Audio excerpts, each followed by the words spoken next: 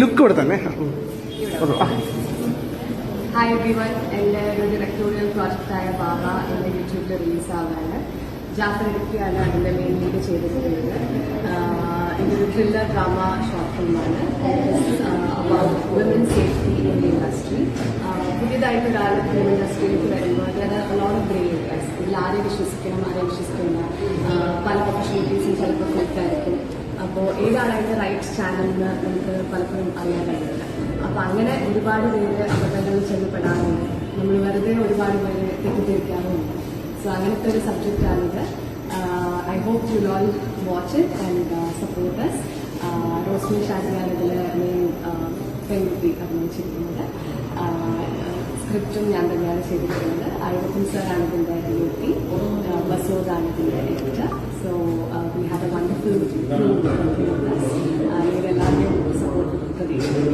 ഈ ജീവിതത്തിലേക്ക് ഇത് സംഭവിച്ച ഒരു യഥാർത്ഥ കാര്യമാണെന്ന് പറയണ്ടേ.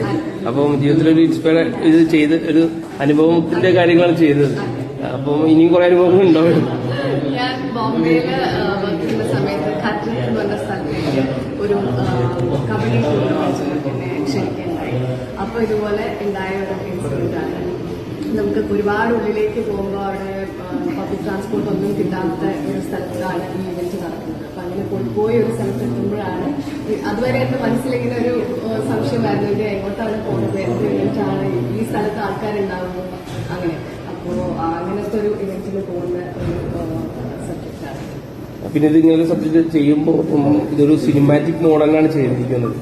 ഷോർട്ട് ഫിലിം സാധാരണ ഒരു ഷോർട്ട് ഫിലിം ചെയ്യുന്ന പോലെയല്ല.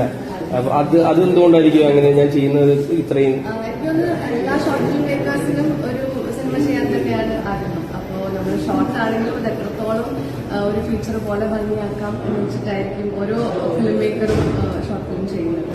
അപ്പോൾ അത് നന്നായി വന്നു എന്ന് പറഞ്ഞതിൽ ഒരുപാട് സന്തോഷം. ഇനിയിപ്പോ സിനിമയിലേക്ക് ഡയറക്ടർ ആയിട്ട് തീർച്ചയായിട്ടും ഒരു സിനിമ ചെയ്യണം എന്ന് തന്നെയാണ് ആഗ്രഹം. നിങ്ങളെല്ലാവരുടെയും സപ്പോർട്ട് ഉണ്ടെങ്കിൽ, പ്രാർത്ഥന ഉണ്ടെങ്കിൽ വിചാരിക്കും. ഇത് യൂട്യൂബിൽ ഇത് വരുമോ?